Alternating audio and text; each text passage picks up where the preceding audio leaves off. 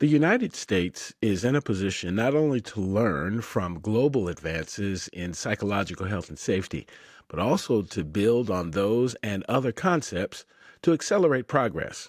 In this episode, we'll have a conversation about one of those efforts focused on addressing psychosocial safety and neurodiversity. Up next, on this episode of the Psych Health and Safety USA podcast.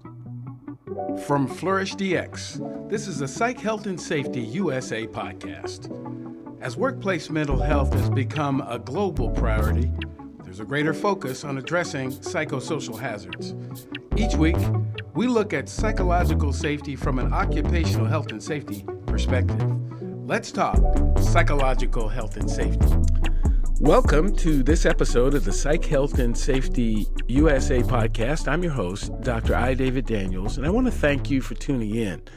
Our goal each episode is to increase awareness of the importance of psychological health and safety by learning from the lived experiences, research, and expertise of our guests, as well as advocating strategies to reduce harm and minimize vulnerability to psychosocial hazards in the American workplace. When we talk about health and safety, we often default to what we can see: injuries, policies, procedures. But one of the most powerful forces shaping our well-being, they aren't just physical or procedural, but deeply embedded in how our minds, our bodies, and the environment interact. That's where a new kind of framework is changing the game.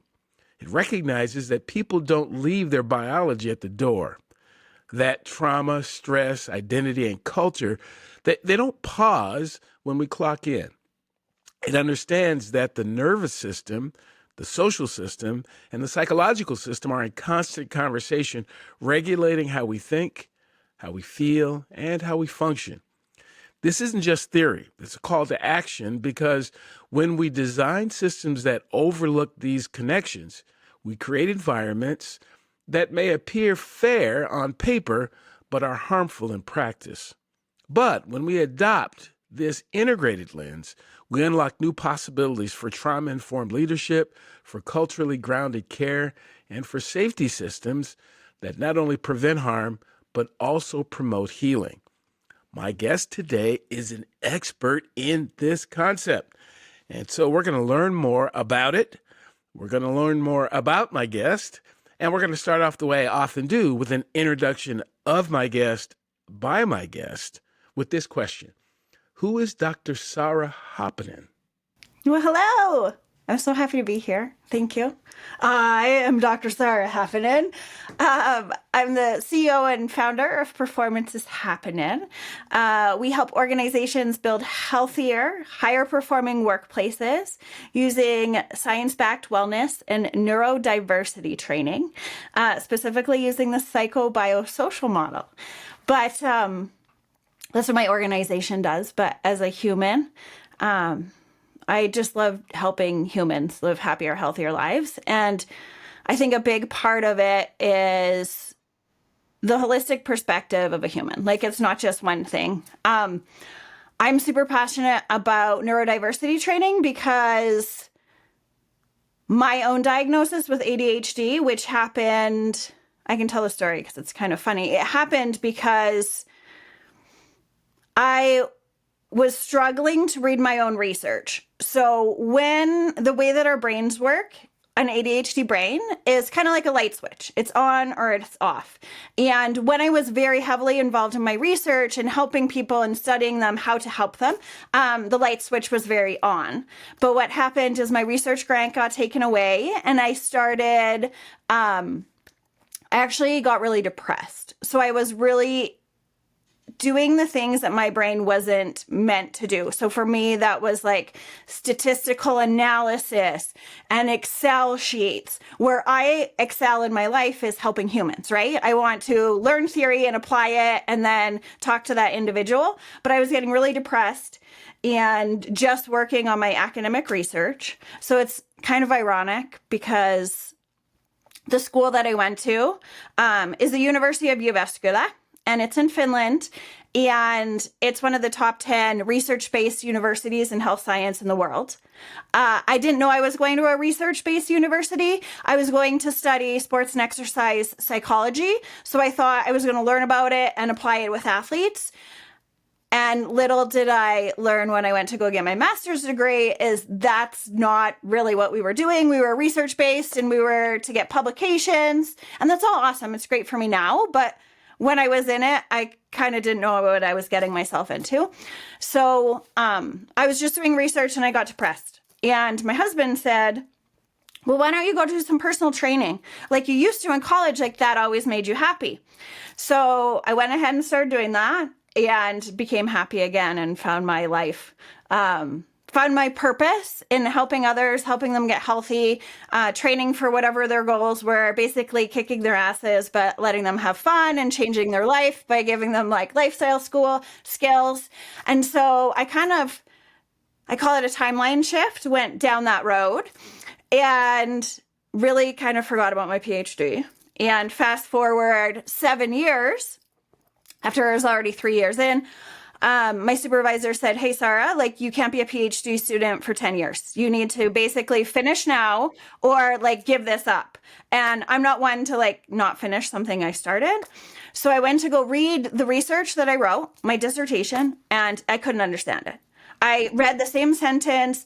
And the thing about academia is you basically write as challenging as you can so other people can understand it.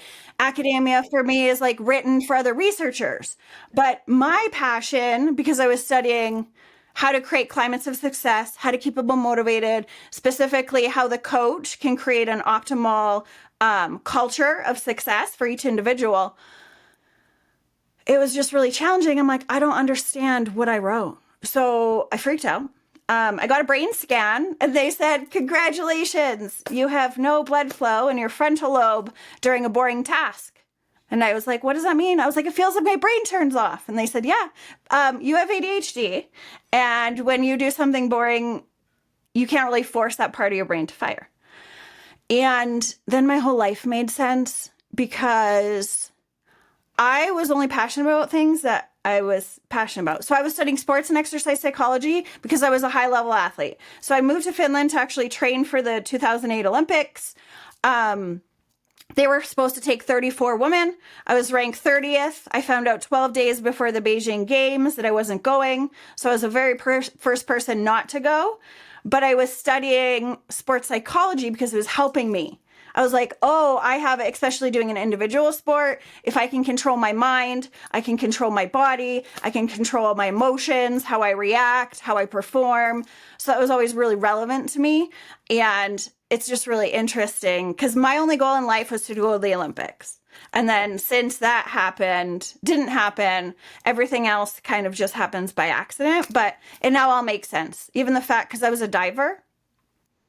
So that adrenaline seeking, like ADHD, needing to find adrenaline, because a normal person's brain would not say, okay, walk down the diving boards, jump out, flip backwards, watch out, your head might hit it. That takes a certain kind of brain. So we started my company in 2013 that started as a wellness company. I finished my PhD in 2020. That year, I got it all done the way it was supposed to. I learned I've been hyper-focusing on ADHD since then. But my company, when it started in 2013, has always kind of been wellness-based and performance-based. So this is just a component of supporting mental health, creating climates of success. Because what I say that we always do is creating universally designed cultures that help everyone, but also support humans with a different neurotype, a different neurobrain. And specifically because a lot of people don't want to say that they are neurodivergent. Correct. Yes. It's a Wow. stigma. Wow. So, Wow. long Wow. story short, that's where I got to where I am now. That's a wonderful opening story to set the frame of the conversation. One other question that is not unique, it is one I ask everyone because I'm really interested in the perspective. What does psychological health and safety mean to you when you hear that? What do you think of? From the individual perspective of being able to show up authentically exactly who you are and feeling safe to do so. And I think masking is a huge thing with neurodivergent humans, and there's a time and a place. And for most people, you need to mask, especially professionally in certain situations, but also to be able to feel safe enough to express what your needs are. Because, and sometimes that can happen without saying that you're neurodivergent. But I think if the climate is safe enough that you can say specifically what you need without saying, I'm neurodivergent and I need a list of things after the meeting, you can ask for all that. But if the climate is safe enough, you don't have to say your reason why, but to ask for what you need so that you can perform at your best. Yes, yes. Something, excuse me, something that you just said.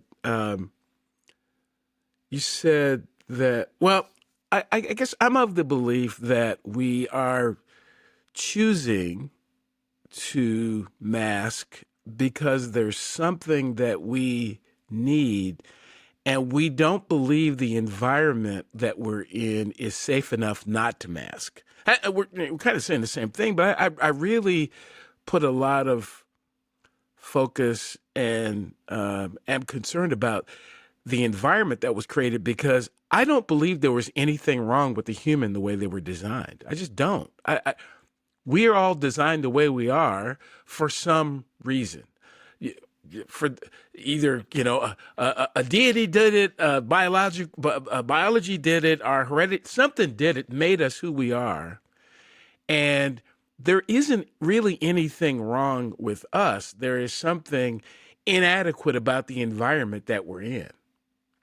And many of these, particularly these quote unquote professional environments, were created for and by a very homogeneous group of human beings. I find that the vast majority of what I've come in contact with, particularly here in the United States, was created for and by about 8% of the global population.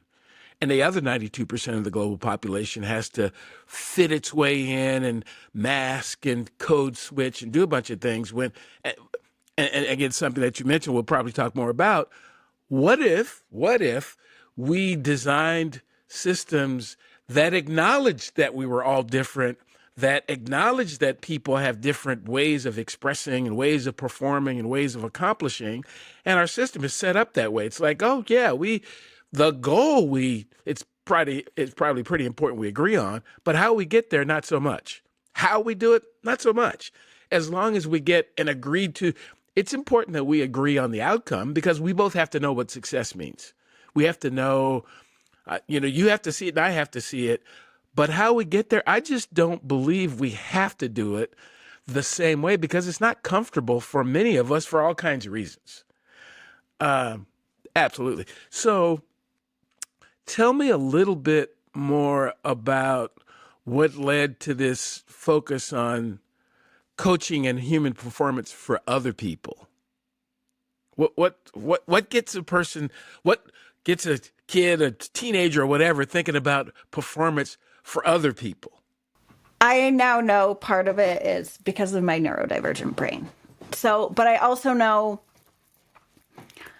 at 10 years old, I started delivering newspapers because I delivered newspapers for 8 years so I could fund my own diving. So I could get out of my small town in Canada so I could be very, very different from my family. So at 10 years old, I was already trying to be very different than the humans that raised me because I wanted different things. And then when I went to school and so my undergrad is in kinesiology and health promotion. And one of the most amazing things that one of my professors said, and if you're listening and you care about others, if you're in health and wellness, health and safety, like all this, we care about others usually, and it's something that I feel like is ingrained. But my professor said, you're probably studying this because there's someone really close to you that you want to help. It's probably a family member, and I'm going to tell you that that's impossible. And I was like, well, at that point, not knowing I'm ADHD, I'm like, hold my beer. because let me just show you how I can like coach my family and you're not supposed to, and they're not so receptive to it, but I'm really smart with using language of like, are you just gonna complain? Would you like my advice? Am I here to listen? If you were my client, would you want me to coach you? Whereas before I would just kind of throw that information at them and expect them to just listen to me. But I need to understand that in their box, I'm the youngest. So I live in their little head, and I was just an athlete. And even when I started doing performance stuff, there were people in my family that were like, no, but you're a fitness person. You just do fitness. And I was like, yeah, that was like my undergrad, but I have a master's and PhD in how to perform at your best. And that requires brain training. So we do body training and brain training.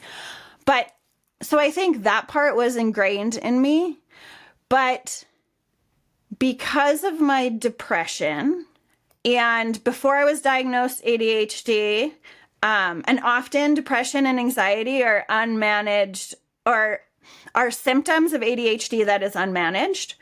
But one of the quickest ways, because once you have depression, you have like 99% chance that you're going to get depression again. It's just how fast you move through that and what tools and techniques and preventative things. And a lot of it is like taking care of your body, how you talk to yourself, how you eat, how you move, who you surround yourself with. Like it's so many things. And once those are all optimal, then you can go through your depression quickly. But one of the quickest ways for me to be happy, to feel like I have purpose, is to help others. So yes, I love helping others, but I think it's also the selfish part of me is when I help others, I can focus on other humans, on their goals, and help them. I think one of the ways that my brain works is consistently just going all the time. And if I'm thinking about me too much, then it can down spiral in a way that is not conducive to my mental health. So for me, yes, it is ingrained for me, but I also really help others because it brings me joy. And it is kind of selfish because that gets me happy, but I'm just being honest. I I love your honesty because I find it resonating. I haven't done the research in this area, but am of the belief, just based on my lived experience, that people who say that they're doing things for other people are rarely doing it for other people. They do it because it brings some joy to them, because it causes me to feel a way that I want to feel. And if it didn't, I wouldn't keep doing it. I haven't found anyone who, and I'm not saying they're not out there, but I don't run into a lot of people who do things. This is horrible for me. This is terrible. And I keep doing it. Because even if it might be physically horrible for me, it doesn't feel like it. I'm addicted to it. I have this drive inside. Maybe there's, something that's different about my biology. I keep doing it because I feel that it's benefiting me in some way. That's why I keep repeating this behavior over and over until I decide that, well, there's something about this behavior that isn't giving me something that I want. So again, I think we are motivated most by what really works for us. And we continue to do that. And sometimes what's good for us is helping others. What gives me joy is helping others. I was raised by a helper. So I've never met my dad. And my mom has been a mom my entire life and really still is. I mean, she's just one of those people that is about helping and caring for other people and all that kind of. She's always been that way. That's what I was raised around, is that you help people. And I ended up in the fire rescue service trying to help people, and in some cases trying to do things that, why would a human being decide to put their body into a building on fire? I mean, why would you do that? Because it's helping people. So there's a lot of connections. At least I'm seeing a lot of connection in our upbringing. I actually had my first paper out when I was 11, so a little bit older, but Oh, nice. for the very same reason, was because financially there's some things my mom couldn't do. There were 7 of us. And if I wanted to get a new X, I had to go out and get it myself. I had to go, I recall, and I'm not sure if I talk about this in my book or not, but I recall going out and peddling newspapers, and the tennis shoes that I was wearing at the time, the sole separated. And that's how I knew there was time to get a new pair, is when the sole separated, it was time to go get a new pair. And this time the entire sole of my tennis shoe fell off, and so I had to take my strings and tie it around the shoe to keep it on. And I wasn't living in sub-Saharan Africa or someplace. This was in East St. Louis, Illinois.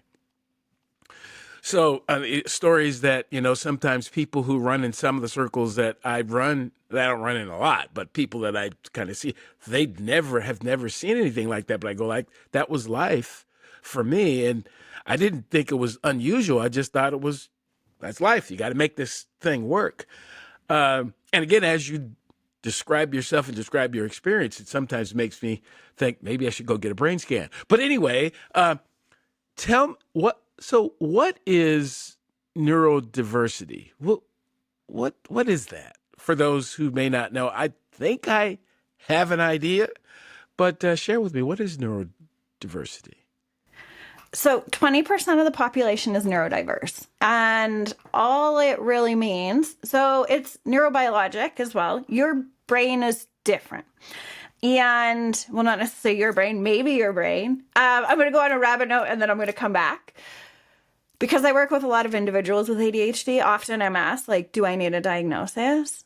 And for a lot of people, if you think you have ADHD, you probably do. Because normal people aren't just neurotypicals. I'm not going to say normal. No one's normal. But neurotypicals aren't running around being like, oh, I think I have ADHD. When it becomes an issue, it's like a lot of regular humans will have the symptoms all the time. But are these interfering with your day? Is it becoming an issue? And the only reason a diagnosis is needed if you want to try meds. And I've tried 5 different meds. There's no magic pill. The thing about meds also, because I have traumatic brain injury, when I'm on meds, you have one thought at a time. And I think that humans think like this, like neurotypicals have one thought at a time. So because of I've had 10 concussions or more in all lobes of my brain, I forget words a lot of the time. And my normal ADHD brain will be like, here's 10 other words that you can use instead. When I am medicated and I have one thought at a time and I'm presenting, it's challenging because my brain will be like, no, what's that word you forgot? Where's that word? You need that word. And my conscious brain is, no, we're presenting. We need to move forward. We need to move forward. And my one thought at a time is like, what's that word you forgot? So that's really challenging when you're on meds. But if you need to sit in front of a computer and do a boring task, meds are helpful, but all meds have consequences and side effects. There's no medicine out there for anything that doesn't have a side effect. So lifestyle modification is my recommendation. But if you think you have ADHD, you probably do. If you're an entrepreneur, it's like 10 times higher. There's a lot of stats, and especially for the females listening, you have just as likelihood to have ADHD as a male counterpart. It just tends to be inattentive type instead of hyperactive. And I'm amazing because I have both, so I can talk to both sides of it. But back to what is neurodiversity. So 20% of the population is neurodiverse, and it means that your brain is wired differently and fires differently and works differently. And ADHD is a type, autism is a type, dyslexia, dyscalculia, which is kind of like dyslexia but numbers and math, Tourette syndrome. There's a lot of neurodiverse types. I would say ADHD, depending on the population, they say is like 6 or 7% of the population. But it is just a different brain wiring compared to a neurotypical brain. But each neurodivergent is their own little.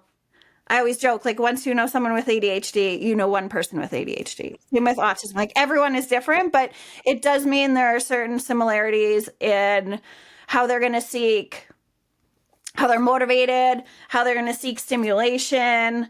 But yeah, it's just a different way that your brain's wired. Not a disability, just a difference. Do you need more psych health and safety in your life? Then head over to the FlourishDX Academy for several free on-demand e-learning courses.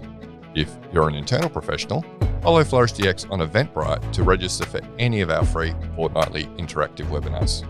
Our flagship professional practice program is also exclusively available for internal professionals. The 12-week course blends theory, applied practice, and interaction with other professionals through live lectures and a monthly community of practice session. Find out more about all these learning opportunities or inquire about a bespoke in-house training at the Flourish DX Academy. www.45003.org. Now back to this episode. Absolutely. I heard some years ago that different does not mean deficient.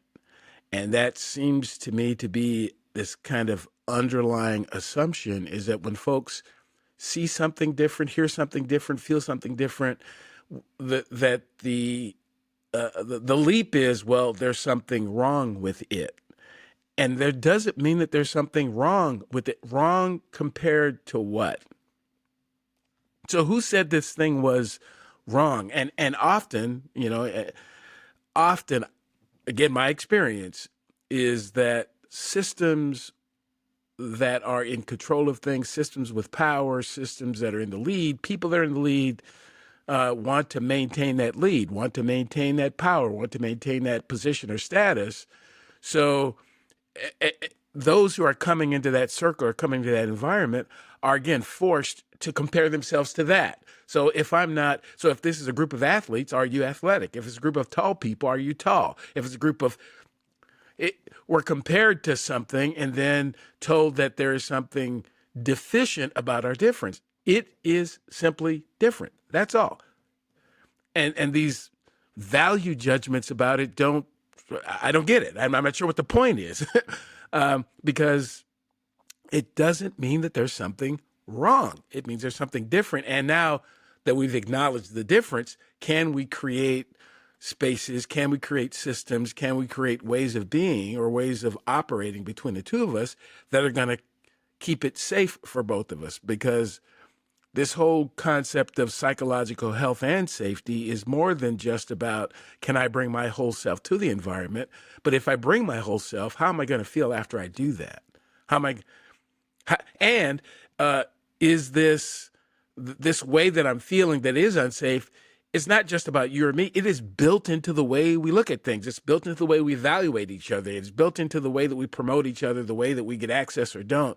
It's built into the environment because some human built it. It's not nature. Nature doesn't really care half the time. It's people we create, particularly when we talk about the workplace, which is, really what the focus of this podcast is often about, is about that we created these workplaces. They didn't just materialize. Some human decided, I have a business idea. As a matter of fact, the data suggests that post-pandemic, we are creating about twice as many new businesses as we created in the United States anyway, prior to the pandemic. So 2023, 24, I think the last set of data suggests there's about 5.5 million new businesses formed, and about a third of them decide to become employers. And that's where the issues around how other human beings are treated start, because we have a great business idea, and we bring in other humans and try to make them something that they're not so they can fit this business idea. We go through all these tests, and we have personality inventories, all this stuff, because I've got to make sure that they fit. Well, my thought is, why does it matter that they fit, or does it matter that they can help us accomplish the thing? Whatever the thing is, it's okay that they're different. As a matter of fact, there might be a benefit that they're different. So tell me a little bit about your thoughts about how do we create workplaces and workspaces that are psychologically safe for the neurodivergent population, or for the folks who are a little bit different in terms of how their brain is firing. Yeah. Well, there's kind of like three perspectives, and the way that we do it is a combination. So we're the third, but like top down or bottom up.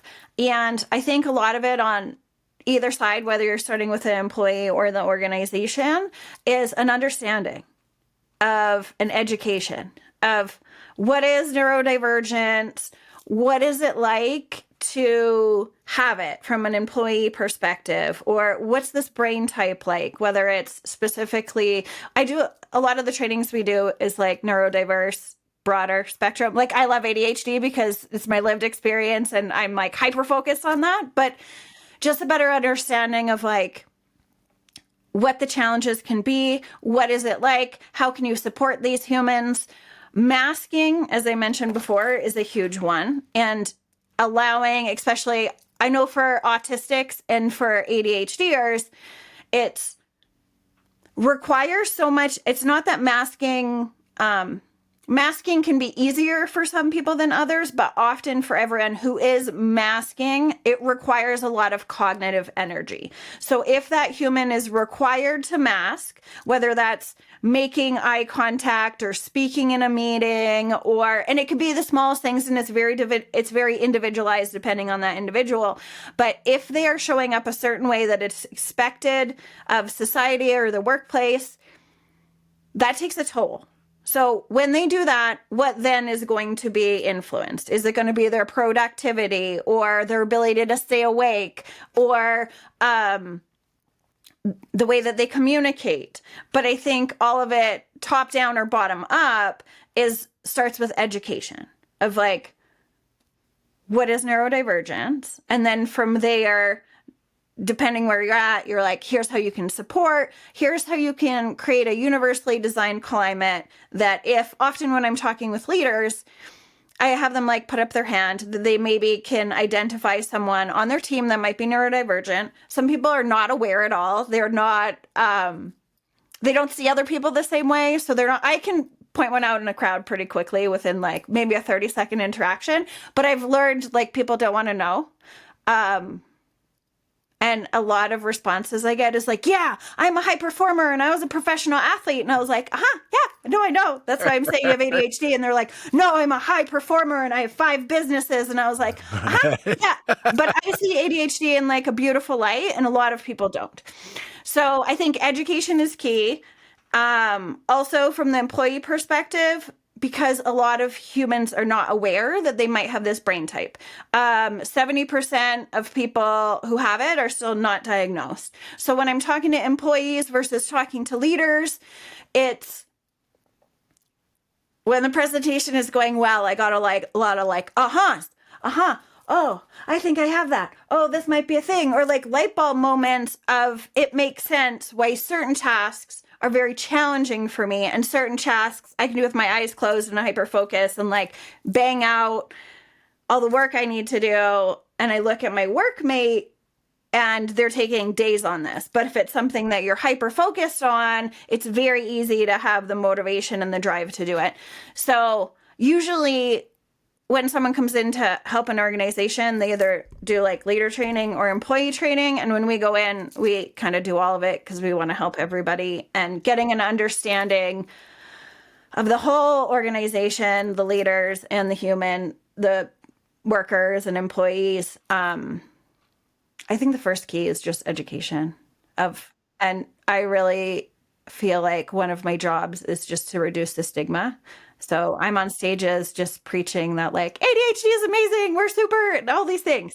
Because a lot of people, they look at it as a disorder and they're like, I can't do blank. Okay, maybe you can't do statistical analysis. I can't. I mean, I have tools and people that can help me, but I am really good at peopling people or having intuition or out of box thinking or being creative or coming up with ideas or teaching people how to communicate. But like I suck at numbers.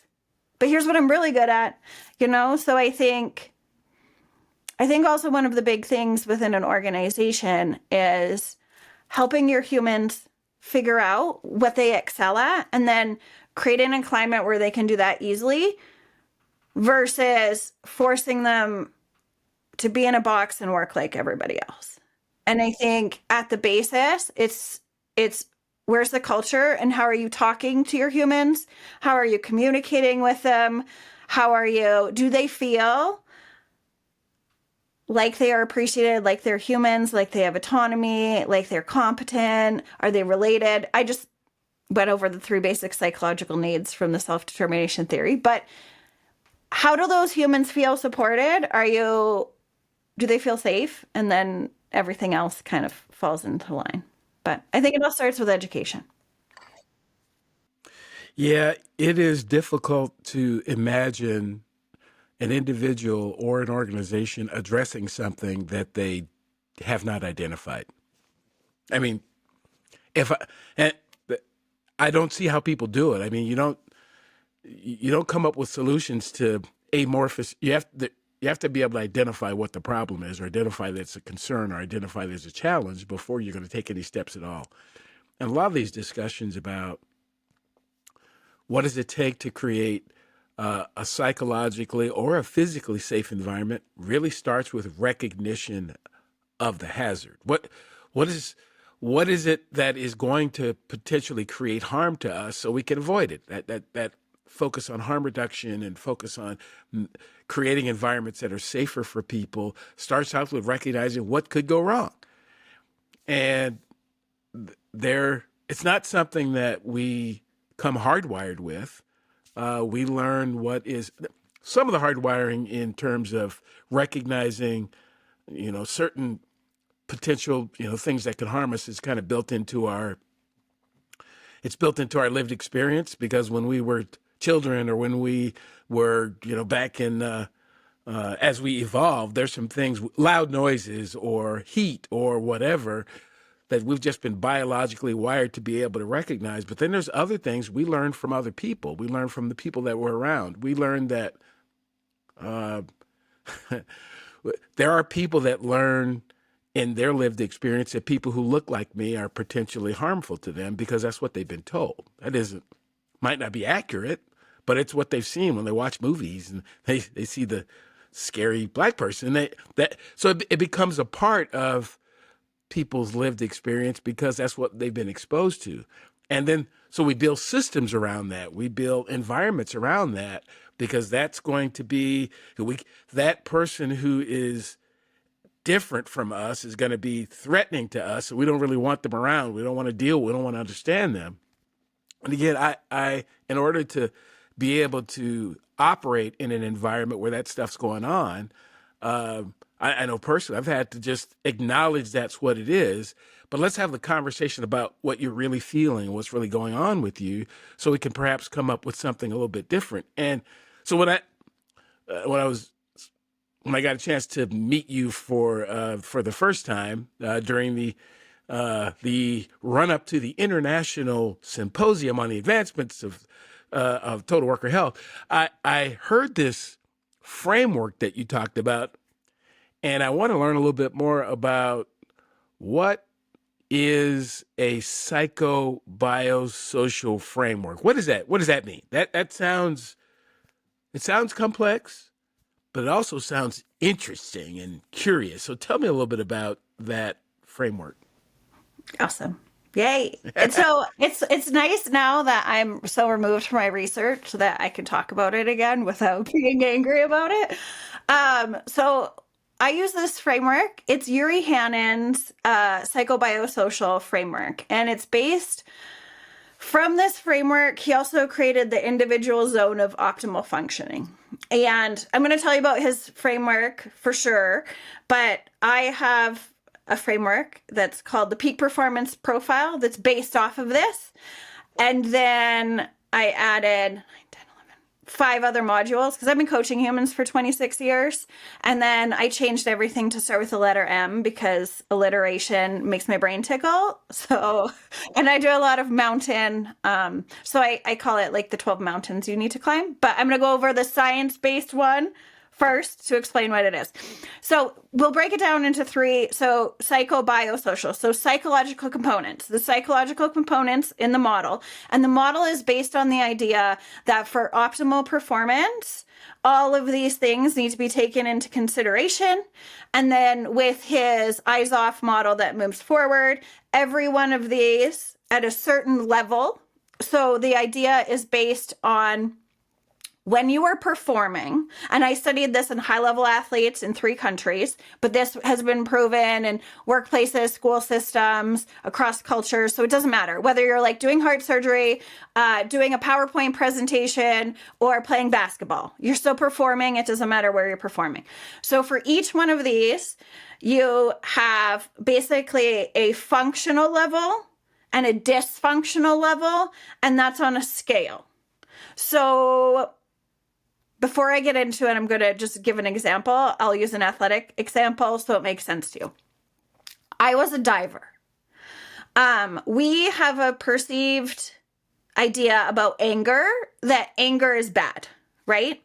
But when you look at the individual, for a diver, for me, maybe I need like a level 2 of anger just so I can be a little bit elevated, a little bit aroused. I maybe have to be angry at my competitor so I can have my ego go up a little bit. And I'm like, yeah, I'm going to beat her.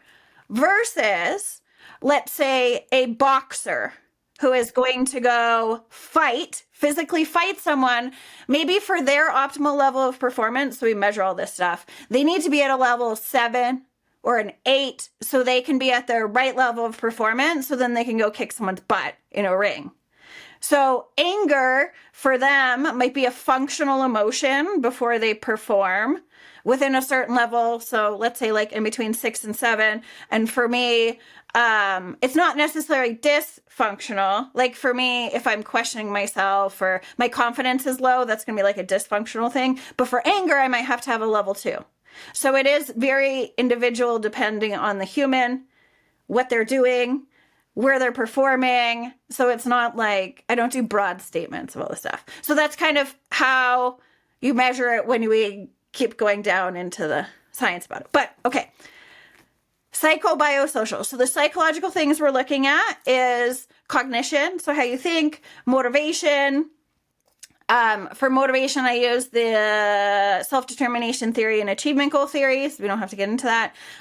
Emotional regulation and volition are all the 4 categories that fall into the psycho part of the psychosocial. So when I was studying, volition wasn't part of it, and volition has been added since 2020-ish. But it's basically, I feel like they just took the autonomy component from the self-determination theory and popped it in here, because at the end of the day, and I see this in organizations and I see it in the personal training gym, if you don't want to do something, I can't force you to do it. If you throw money at me, like I'll often see it in the gym is where like I'm training a human and they get all fit and they change their life and they want me to train their significant other. And I'm like, do they want to be here? Like, do they want this or do you want this for them? Like, unless that person has choice and autonomy and like deciding that they want to do it, I can't force them. Like you can't, yes, I'm an expert in motivation, but I can't motivate you to do anything you don't want to do at the end of the day. Okay. So those are the 4 psychological components. Biological components occurring to the Isoff model is basically kinesthetic. So how you move your body. And then somatic body responses. So how is your body reacting to whatever you're doing? So emotionally, where do you feel it? Do you feel butterflies in your belly when you are getting excited about your performance that you have to do? Or are you sweating? Or so how your body is reacting to performance. And then the social components are communication and the actual process of performance. You know, excuse me, strangely, I guess in my head, that actually makes sense.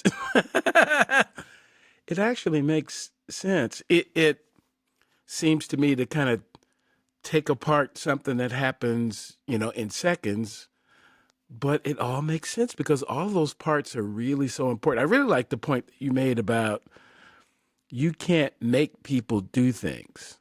I think I think there's a belief out there that you can actually make people do stuff, and I don't believe you can. I'm with you on that one. You can create enough. You can create an incentive structure. So I'll, you know, not do it at a certain point, but you can't make me until I decide that I want to do something, I won't do it. And if I want to do something, you can't stop me until I decide to stop. And all these things that are going on around me might influence me one way or another, but I have to decide. A simpler way of saying that I often repeat is Dr. Myron Golden suggests that people do things for one reason and one reason only, because they feel like it. And if they don't, they won't. They won't. And all of these spreadsheets and trend lines and data points, we just need more data. So you go to an organization that's having some sort of issue or challenge and they want to know, we need more data. I can give you all the data in the world, and if you don't want to do it, you're not going to do it. There are organizations that are more focused on making money than they are about caring for the human beings that are in the system to help them make money. They just are. Their motivation is money. They will do whatever it takes to make it. They will create whatever conditions that are necessary to make it, and that is ultimately the goal. So, somebody got hurt physically or psychologically or morally. As long as we made money, it's okay. Someone died. That's part of the price of doing business. Someone, is not functioning. It's okay. We'll find somebody else. Because the goal is the money. The goal is not the human being. And I'm of the belief, and again, there may be others, and I think there are probably others who feel that, but what if we created an environment that is really exceptional for the human being? Might we also make money? I think we might. I think we might do okay. I think it's going to be the opposite. Like, the more you support that human, the more money you're going to make. I think so. But, that's by life theory. Yeah. You can do both. It's not like... It's not a binary. Yeah. It's not a binary. So, as we wrap the conversation, how do you think your lived experience helps you help others create environments that are safe for other people? My story is it's interesting. Like, I study motivation because I didn't know I had ADHD, and I was like, I'll just learn about it, and then maybe I'll care about history, and that's not how it works.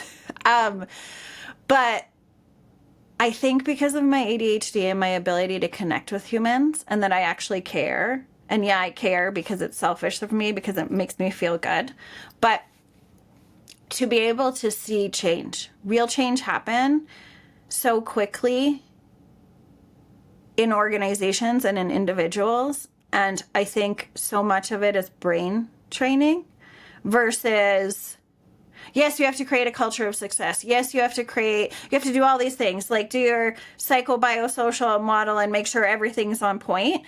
But I think at the end of the day, of supporting the humans and giving them a funner and more interesting way that you can do things that everybody is going to win, I think is something unique that I offer that just makes it a little bit different. Because at the end of the day, I think that work can be enjoyable, it can be fun, it can be productive. And even just last week, so for Denver Public Schools, I did a 5-day sugar detox. I'm going down a rabbit hole, but I'm coming back. It'll be fine. And we did it last week. I had 80 people do it. And I told them at the beginning, I was like, yeah, this is a sugar detox. I'm going to give you all the, here's a success manual. Here's all the things. But what this really is going to be about is training your brain to do different things and to push through when things get hard. And I'm going to give you tools and strategies and techniques to be able to manage you when that sugar monkey is in your brain and just wants dopamine. And I almost cried when there was one woman, she lost 9 pounds in 5 days and was drinking 3 sodas a day. And people just sometimes aren't aware what they're doing to themselves because their brains are automatic. And we think we have all these unique thoughts, and really it's just 95% copy and pasted from yesterday. And your brain doesn't want success for you. Your brain wants you to keep doing things that kept you alive. So your brain's only job is to keep you safe. And it doesn't care what you want. And what you want is going to be scary because it's going to be different from the goals that you have, that whether it's like you're not doing sugar for 5 days, or you're trying to talk to yourself nicely, or you're trying to create a coaching climate of success. If you've never done it before, your brain is not going to want to do it. And yes, we can support your motivation, but so much of it is about brain training, whether that's for the individual employee who is doing the 5-day detox, or the leader who wants to learn how to design a climate of success where everyone can thrive. I think it's the same. And I think I've worked with so many humans in organizations and individually, like pro athletes, engineers who take me to Dubai with them, school districts, healthcare companies. At the end of the day, it's about the people. And I think I'm really good at peopling people. So that's why I think my lived experience is different. And I think maybe because I've lived all over the world and spent my time masking all the time. Like, I talk about masking as being a bad thing, but it's not. I don't even know if it's masking. I think it's just showing up for that human the way that they need. And that looks different for every human I'm around. So sometimes for me, it doesn't necessarily feel so authentic because I am a different human for everybody. But realizing my brain loves that. And I mirror people, and I'm really good at connecting with humans. I think that's different. I mean, I imagine other people have skills like that, but I just do it differently. So such a fascinating conversation about, and it's something I picked up on when we spoke the first time, your constant ongoing reference to humans and not men or women or kids or adults or I just, we have my assessment, we have way too many systems that are built for a particular type of human and not just all humans. It's a human thing. It's not, I struggle to even call it to call it deficient, or in some cases even different. How is it different when all these people have it, but we say it's different because we don't want to talk about it? It's because we place these boxes around humans and say, well, the box has to look like this, because they don't fit, then it's different. Well, it's just a frame. If we can take the frame away, they're just a human. All of these things are natural to humans. Our brains work in particular ways. They're not identical to each other, but they work in a particular way. So why is it we can't have more places and spaces that are built around the humans as opposed to fitting the humans around the space? Wow. Just so this is a really exciting conversation. Thanks so much for what you shared. So if folks want to learn more, they want to follow up with you, they want to hear more about your writings and your training and the services you provide, how would someone reach out to you? How would they do that? Dr. Saara, so SAARA.com. And for leaders out there, we hold a monthly leadership discussion called Peak Performance Leadership Discussion, where we talk about, it's kind of like a roundtable. We talk about wellness, neurodivergence, health, anything performance-based. So if that's something, if you're a leader in an organization and want to come in, we share insights about what's working, where we see the industry going. They're one of my favorite things to do because I love talking to other humans who care about the same things I do. But drsaara.com is where you can find me and all the fun things. Thank you, Dr. Saara. I appreciate you taking, again, time from your likely busy schedule to hang out with me and to share some really important thoughts about a really important topic. Wow. Okay. So if you're listening or watching this podcast for the first time, welcome. Hopefully something that you've heard or something you've seen will bring you back to a future episode. Previous episodes of the podcast can be found at psychhealthandsafetyusa.com. You can watch, Like, subscribe, and share the podcast on the Flourish DX YouTube page. You can also join the Psych, Health, and Safety USA movement by connecting and becoming a subscriber on LinkedIn. So, until next time, stay tuned and look out for the next episode of the Psych, Health, and Safety USA podcast. Tune in each week for new episodes of the Psych, Health, and Safety USA podcast. If you have a story or know of one that needs to be told, reach out to us on LinkedIn or send an email to david@id2-solutions.com or go to the Flourish DX website at flourishdx.com. We'll see you next time.